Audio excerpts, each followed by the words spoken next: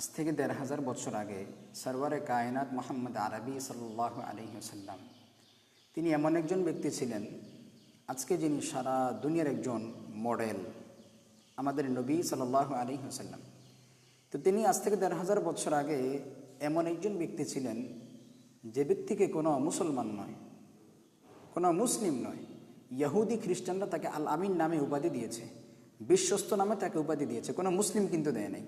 ভাই ভালো করে বুঝবেন, কোনো মুসলিম দেয় নাই। তো ওই সময়ে নবীজি সাল্লাল্লাহু আলাইহি সাল্লামের উপরে মানুষ উঠে পড়ে লাগা পড়ছে, তাকে কিভাবে হেনস্থা করা যায়, তাকে কিভাবে সম্মানহানি করা যায়, তাকে কিভাবে মানুষ থেকে সরানো যায়, জাতি ধর্ম কিভাবে তাকে এগুলো থেকে সরানো যায়, কিন্তু কেউ পারে নাই ভাইজান, কেউ পারে নাই। তো ওই সময় মানুষ যত রকমের কথা বলতো, নবীজিকে পাগল বলছে, জাদুকর বলছে, সব কিছু বলছে, মিথ্যাবাদী বলতে পারে নাই। নবীজিকে মিথ্যাবাদী বলতে পারে নাই। নবীজির চরিত্রে কেউ কালেমা লেপন করার চেষ্টা করতে পারে নাই, চেষ্টা করছে, পারে নাই। কারণ নবীজির পূর্ণাঙ্গ জীবন তাদের চোখের সামনে ওনাকে নারী লোভী নাস্তিকরা বলে। কোন যুক্তিতে, আমাকে বলেন কোন যুক্তিতে বলে? ওই সময় আরবের কুরাইশরা, নবীজির দুশমনরা তাকে নারী লোভী বলতে পারে না। আর আপনি ১,৫০০ বছর পরে আইসা কোন সলিমুল্লাহ মানে কোন কে আপনি কোনো পরিচয় নেই, বংশ পরিচয় নেই, ধর্ম পরিচয় নেই, কিছু নেই, আপনি নবীজির বিরুদ্ধে কথাবার্তা বলতেছেন। আফসোসের বিষয়। ওই সময় নবীজির চরিত্র নিয়ে কেউ কথাবার্তা বলতে পারে নাই। আর আপনি যারা এই সমস্ত কথাবার্তা নবীজিকে নিয়ে বলতেছেন, আমি তোদেরকে বলতে চাই যে তোরা যে বলস যে নবীজি নারী লোভী, আম্মাজান আয়েশা রাদিয়াল্লাহু তাআলা আনহাকে নবীজি ৬ বছর বয়সে বিয়ে করছে, ৯ বছর বয়সে উঠে আনছে, ৫৩ বছর বয়সে নবীজি সাল্লাল্লাহু আলাইহি ওয়াসাল্লাম এভাবে উঠে নিয়ে আসছে।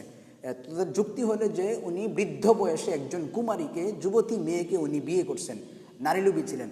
আচ্ছা, আমি তোদের কাছে একটা কথা রাখতে চাই, যদি এই কথাটা যদি এরকম হয়ে থাকে, আচ্ছা ৫৩ বছর বয়সে একটা মানুষের যৌবনটা কেমন থাকে? হ্যাঁ, যৌবন চাহিদা কেমন থাকে, জৈবিক চাহিদাটা কেমন থাকে? একটা মানুষের যৌবন চাহিদা, জৈবিক চাহিদা কখন তীব্র মাত্রায় অতিরিক্ত বাড়া কখন থাকে? সে যখন টকবগে যুবক যখন ছিল, ২৫-৩০ বছর বয়সে তো একটা মানুষের আসল তার মানে জৈবিক চাহিদাটা বেশি থাকে।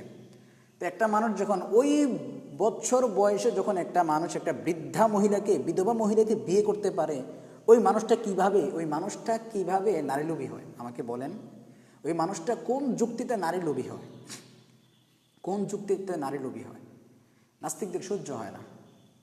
আরে ভাই, তোমাদের দিলের মধ্যে আল্লাহ মোহর মেরে দিয়েছেন। আল্লাহ যদি না চান তোমাদের আর কখনো হেদায়েত হবে না। তো এই জন্য আমি বলবো যে আমার ভাই যারা আছেন, আপনারা এই নাস্তিকদের এই সমস্ত কথাবার্তা কান না দিয়ে আপনারা আমাদের সাথে সম্পর্ক রাখেন, ভালো আলেম যারা আছেন তাদের সাথে সম্পর্ক রাখেন, যেন দিন থেকে বিচ্যুত হয়ে না যান। আল্লাহ যেন আমাদের সবাইকে হেফাজত করেন।